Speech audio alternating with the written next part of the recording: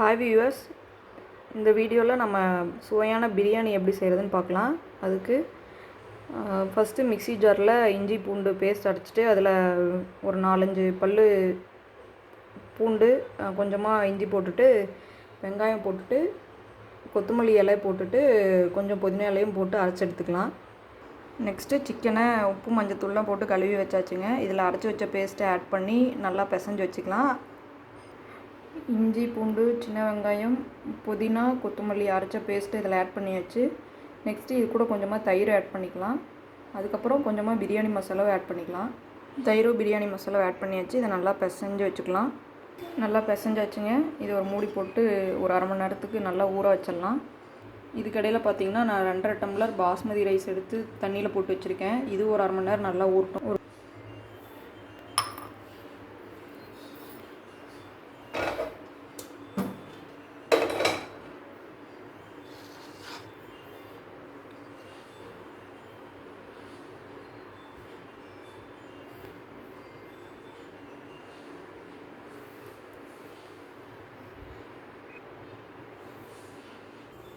பிரியாணி செய்ய ஸ்டார்ட் பண்ணலாங்க.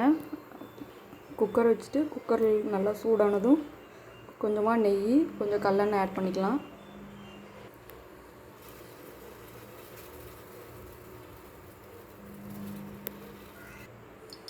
நெய்யும் கல்லெண்ணெய் ஆட் பண்ணியாச்சு. நல்லா காஞ்சதும் எடுத்து வச்சுருக்க ஸ்பைசஸ் இதில் ஆட் பண்ணிக்கலாம். ஸ்பைசஸ் பார்த்திங்கன்னா பிரியாணி இலை, பட்டை, கிராம்பு, 2 ஏலக்காய், கொஞ்சம் அன்னாசி முக்கு, கொஞ்சம் சோம்பு எடுத்து வச்சுருக்கேன். இதை எண்ணெய் காஞ்சதோ அதில் ஆட் பண்ணிக்கலாம்.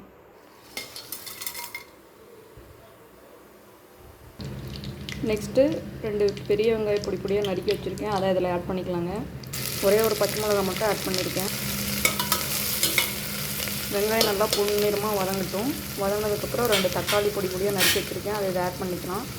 வெங்காயம் நல்லா பொன்னிறமாக வதங்கிட்டு இருக்குங்க. நெக்ஸ்ட்டு இதில் தக்காளி ஆட் பண்ணிக்கலாங்க. நெக்ஸ்ட்டு இதில் தேவையான அளவு உப்பு ஆட் பண்ணிக்கலாம். தக்காளி நல்லா வதங்கினதும் நம்ம சிக்கனை ஊற வச்சுருக்கோம் இல்லைங்களா, அதை இதில் ஆட் பண்ணிக்கலாம். நல்லா ஊறி இருக்குது. தக்காளி நல்லா வதங்கும் போது இதை அதில் சேர்த்திக்கணும்.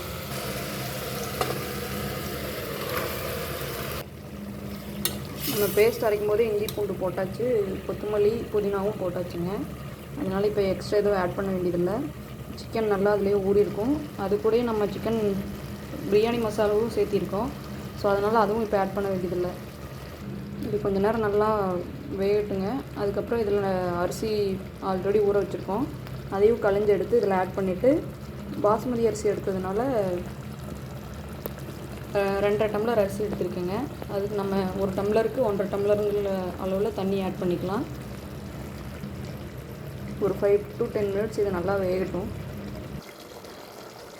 சிக்கன் ஊற வைக்கும் போதே நம்ம தயிரும் ஆட் பண்ணிட்டோம். அதனால் தயிரும் இப்போ ஆட் பண்ண வேண்டியதில்லை. கழிஞ்சு வச்சுருக்க அரிசியை அதில் ஆட் பண்ணிக்கலாம். அரை லெமன் புழிஞ்சு வச்சுருக்கேங்க. அது இதில் ஆட் பண்ணிக்கலாம். அவ்வளோதாங்க, எல்லாமே ஆட் பண்ணியாச்சு. இப்போ உப்பு மட்டும் கரெக்டாக இருக்கான்னு பார்த்துட்டு மூடி போட்டு ஒரு 2 விசில் விட்டுருலாங்க. உப்பு செக் பண்ணியாச்சு, எல்லாமே ஓகே. மூடி போட்டு மூடி வச்சிடலாம். அவ்வளோதான், விசில் வந்தால் சுவையான சிக்கன் பிரியாணி ரெடிங்க. ஓகேங்க, விசில் வந்துருச்சு. இன்னொரு 10 நிமிஷம் ஆயிரும். அதுக்குள்ளே சிக்கன் 65 செய்கிறது எப்படின்னு பார்க்கலாங்க. ஒரு கடாய் வச்சு கடாய் சூடானதும் அதில் எண்ணெய் ஊற்றிக்கலாம். சிக்கனில் நார்மலாக கடையில் வாங்கின சிக்கன் 65 மசாலா போட்டு பெரட்டி எடுத்து வச்சுருக்கேங்க. இது கொஞ்சம் காஞ்சிடுச்சு. பெரட்டி வச்சுருக்க சிக்கனை இதில் போட்டாச்சுங்க.